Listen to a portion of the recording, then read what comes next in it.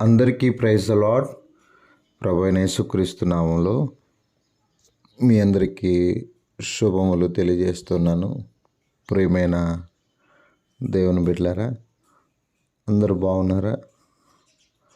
మరి కొంతమంది ప్రార్థన అవసరాలు కోరుతున్నారు. మేమే కాదు, మీరు కూడా వారి కొరకై ప్రార్థించాలని ప్రేమతో మీకు తెలియపరుస్తూ ఉన్నాను.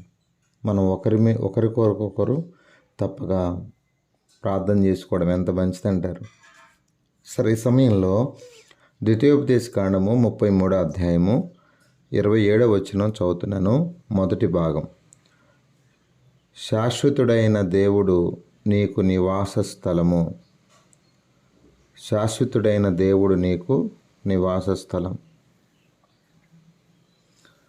ఈ భూమి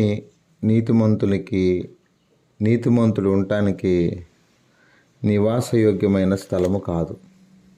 ఇది మొదట క్రైస్తవులమైన మనం గ్రహించాలి. క్రీస్తును నమ్ముకున్న వారు గ్రహించాల్సింది ఏంటంటే, ఈ భూమి నీతిమంతులకి, ఎందుకంటే సాతానుడు ఇక్కడ సింహాసనం వేసుకున్నాడు, నీతిమంతులకి నివాసయోగ్యమైంది కాదు.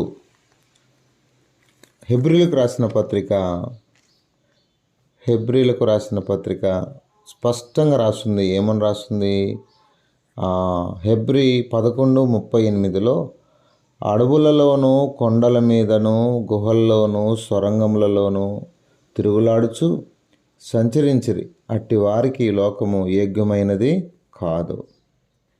అంటే దేవుని కొరకు బ్రతికే వారికి ఈ లోకం యోగ్యమైనది కాదు. ఇక ఈ లోకంలో ఉన్న వాటిని ప్రేమించాల్సిన అవసరం అంతకన్నా కాదు. దేవుని పక్షాన నిలబడుతూ దేవుని కొరకు జీవిస్తున్న నీకు ఈ లోకము నివాస స్థలము కాదు. ఈ భూమి మీద ఉన్న నివాస స్థలాలన్నీ కూడా ఏమవుతాయి? ఒక సమయం ఉంది, ఒక దినం ఉంది. ఆ దినాన అన్నీ కూడా లయమైపోతాయి, శిథిలమైపోతాయి.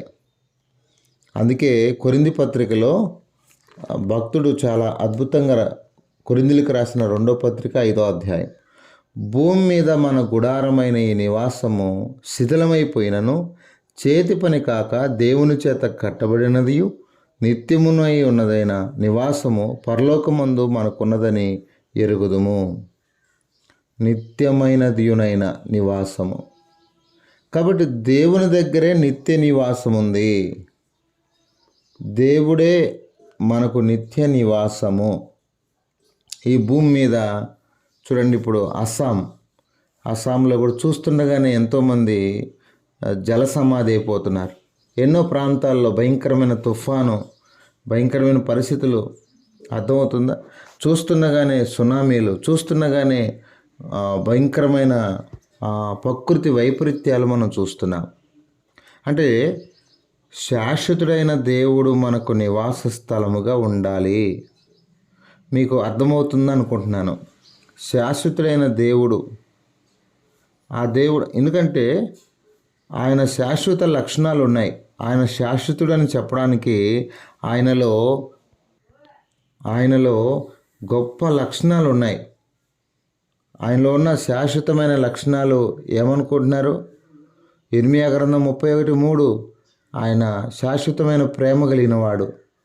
1 కొరింథీ 13:1 నా ప్రియమైన దేవుని బిడ్డలారా, అక్కడ రాయబడిన విషయం, ప్రేమ శాశ్వత కాలం ఉండేది. ఆయన శాశ్వతమైన కృప కలిగిన వాడు. ఇలా చెప్పుకుంటూ వెళ్తే ఆయనలో ఉన్న శాశ్వతమైన లక్షణాలు, ఆయన రాజ్యం శాశ్వతమైంది, ఆయన జీవం శాశ్వతమైంది, ఆయన నీతి శాశ్వతమైంది అని ఎన్నైనా చెప్పగలం. ఆయన శాశ్వతుడు. అర్థమవుతుందా? ఆయన నిత్యుడు. అర్థమవుతుందా? అవును, నిత్యము ఉండేవాడు. ఈ భూమి మీద మనతో నిత్యము ఉండేవాడు. నా ప్రియ స్నేహితులారా, మరి ఆ శాశ్వతుడైన దేవుడు శాశ్వతంగా ఉండేవాడు. నిన్న నేడు నిరంతరము ఏకరీతిగా ఉండేవాడు, మార్పు చెందినవాడు. ఆయన శాశ్వత కాలం జ్ఞానం కలిగినవాడు. ఆయన పనులన్నీ ప్రసంగి 3:14 దేవుడు చే పనులన్నీ శాశ్వతమైనవి. అది మనం తెలుసుకోవాలి. ఆయన పనులు శాశ్వతమైనవి. యెషయా 55:3 దావీదునకు చూపిన శాశ్వత కృపను మీకు చూపుదును. శాశ్వతమైన కృపను కలిగిన వాడు ఆ దేవుడు నిన్ను ఏం చేస్తాడంటే నిన్ను శాశ్వత శోభాతిశయముగాను బహుతరములకు సంతోషకారణముగాను చేయగలడు. ఆయన రాజ్యము శాశ్వతము, ఆయన ప్రభుత్వం శాశ్వతమైనది. నా ప్రియమైన వారలారా, ఇంకేమి చెప్పగలను? నిజం చెప్తున్నాను, ఆయన నిజంగా శాశ్వతమగు జీవం గల దేవుని వాక్య మూలముగా అక్షయ బీజము నుండి పుట్టినవారు. శాశ్వతమగు జీవం గల దేవుడు ఆయన. అర్థమవుతుందా? అవును, నిజంగా ఆయన ప్రేమ శాశ్వతం, ఆయన కృప శాశ్వతం, ఆయన నీతి శాశ్వతం, ఆయన జీవము శాశ్వతం, ఆయన పనులు శాశ్వతం, ఆయన రాజ్యము శాశ్వతం, ఆయన ప్రభుత్వము శాశ్వతం. అలాంటి శాశ్వతమైనటువంటి దేవుని మనం ఎంత చక్కగా గణపరచాలి, ఎంత చక్కగా. అర్థమవుతుందా? అవును, నిత్యము ఉండే ఆయన, నిత్యము. నా ప్రియమైన దేవుని బిడ్డలారా, ఇలాంటి దేవుణ్ణి మనం ఎంత ఘనపరిచినా తక్కువే. ఇప్పుడు మనం ఏం చేసుకోవాలి? ఈ శాశ్వతుడైన దేవుణ్ణి ఏం చేసుకోవాలి? కీర్తనలు 46:7-11 నేను చదువుతాను చూడండి. ఆయన మనకు ఆశ్రయముగా చేసుకోవాలట. అర్థమవుతుందా? నీ ప్రతి పరిస్థితుల్లో మృత్యు అలలు నేను కమ్ముకుంటూ ఉండగా, కాబట్టి ఈ భూమి మీద ఈ శాశ్వతుడైన దేవుణ్ణి, భూమిని కాదు ఆధారం చేసుకోవాల్సింది, నీకున్న ధనాన్ని కాదు. ధనము శాశ్వతం కాదు, కిరీటం శాశ్వతము కాదు, దేవుడే శాశ్వతం. 46వ కీర్తన నేను చదువుతున్నాను, జాగ్రత్తగా వినండి. సైన్యములకు అధిపతి యెహోవా మనకు తోడై ఉన్నాడు, యాకోబు యొక్క దేవుడు మనకు ఆశ్రయమై ఉన్నాడు. ఆయనే మనకు ఆశ్రయం. యాకోబు యొక్క దేవుడు మనకు ఆశ్రయమై ఉన్నాడు. 11వ చరణంలో కూడా ఆయన మనకు ఆశ్రయమై ఉన్నాడు. కీర్తనలు 32:7 ఆయన మనకు దాగుచోటుగా ఉన్నాడు. కీర్తనలు 27:5 ఆపద కాలమందు ఆయన తన పర్ణశాలలో మనల్ని దాచుతాడు. నా ప్రియమైన దేవుని బిడ్డ, ఆయన మనకు నివాస స్థలముగా మారాలి. ఆయనే మన నివాస స్థలం. అందుకే 90వ కీర్తనలో భక్తులు ఎంత బాగా రాశారు అసలు. 90వ కీర్తనలో ఆయనే మనకు నివాస స్థలముగా. మొదటి చరణం, ప్రభువా తరతరముల నుండి మాకు నివాస స్థలము నీవే. ప్రభువా తరతరముల నుండి మాకు నివాస స్థలము నీవే. ప్రభువా తరతరముల నుండి మాకు నివాస స్థలము నీవే. యుగాయుగములకు నీవే మా దేవుడవు, దేవుడవు, దేవుడవు, దేవుడవు. యుగాయుగములకు నీవే మా దేవుడవు, దేవుడవు, దేవుడవు. యుగాయుగములకు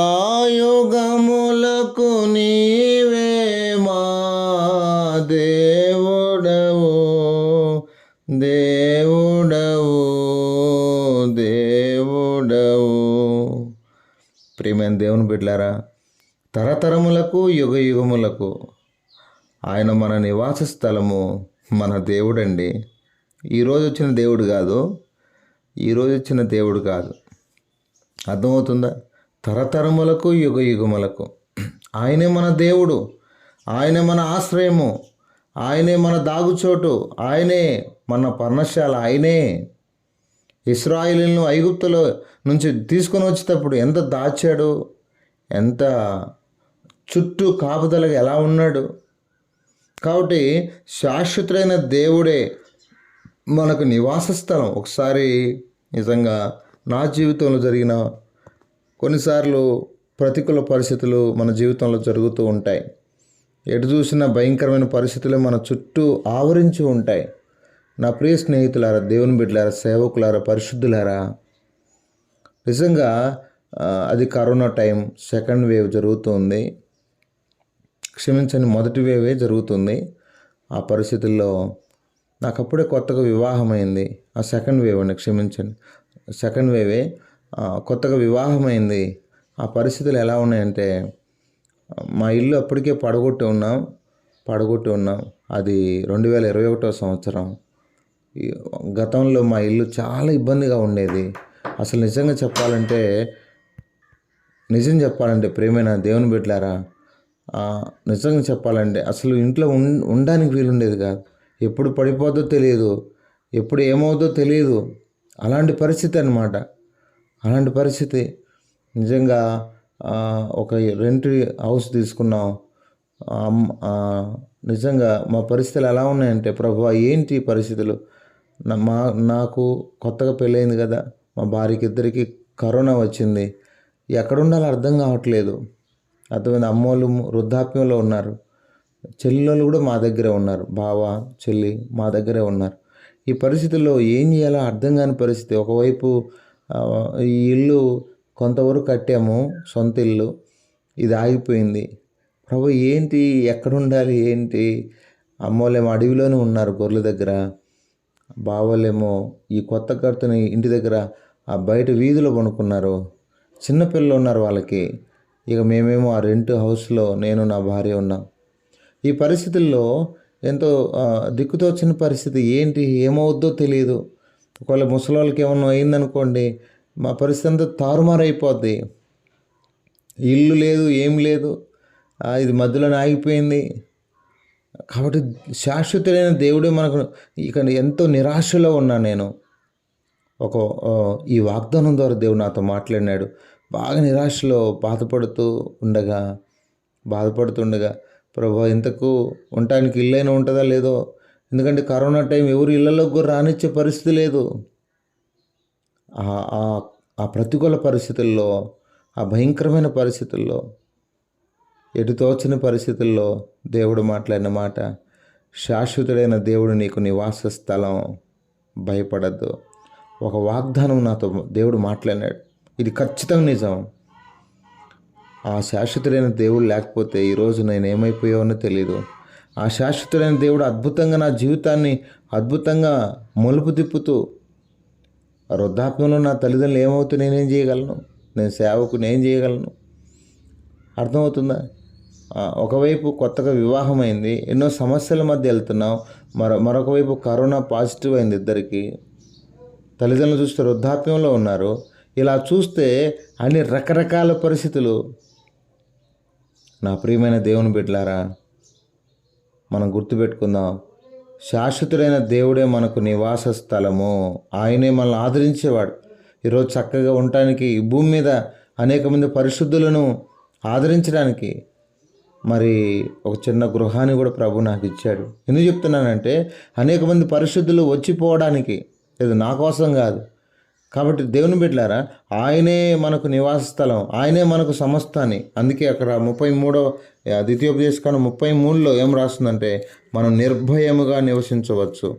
ఆయన నివాసములు ఎంతో రమ్యములు. సంఖ్యాకాండంలో మనం చూస్తాం కదా, 84వ కీర్తనలు చూస్తాం కదా, ఆయన నివాసములు. ఆయన గడితే మాత్రం అది అద్భుతం. కాబట్టి ఈ భూమి మీద వాటి మీద మనసు పెట్టద్దు. ప్రభు తన బిడలకు కావలసిన ఆదరణ ఆయన ఇస్తాడు. ఇశ్రాయేలు నిర్భయముగా నివసించును, యాకోబు ఊట ప్రత్యేకింపబడును. అతడు ధాన్యము ద్రాక్షరసము గల దేశంలోనును, అతనిపై ఆకాశం మంచు కొరియును. ఇశ్రాయేలుని భాగ్యం ఎంత గొప్పది!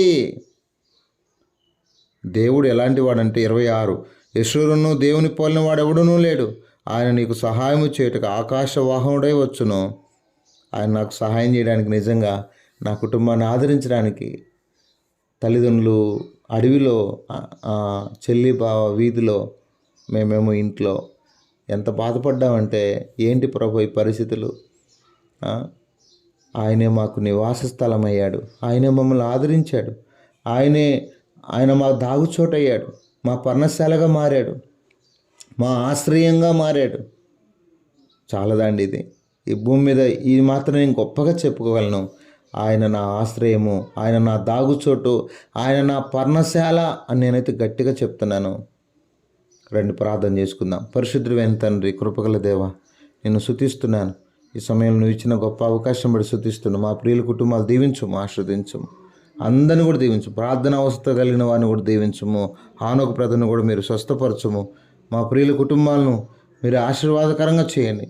మీ దయను కృపను కోరుతూ చక్కగా మా ప్రియులను ప్రభా మీ కృపలో వర్ధిల్ల చేయమని నాయన వారి నివాస వారికి ఉన్న ప్రతికూల పరిస్థితులన్నీ కూడా ఆశీర్వాదకరంగా చేయమని యేసు పరిశుద్ధ నామములో ప్రార్థన చేసి అడిగి వేడుకొనిచున్నాము తండ్రి. ఆమేన్.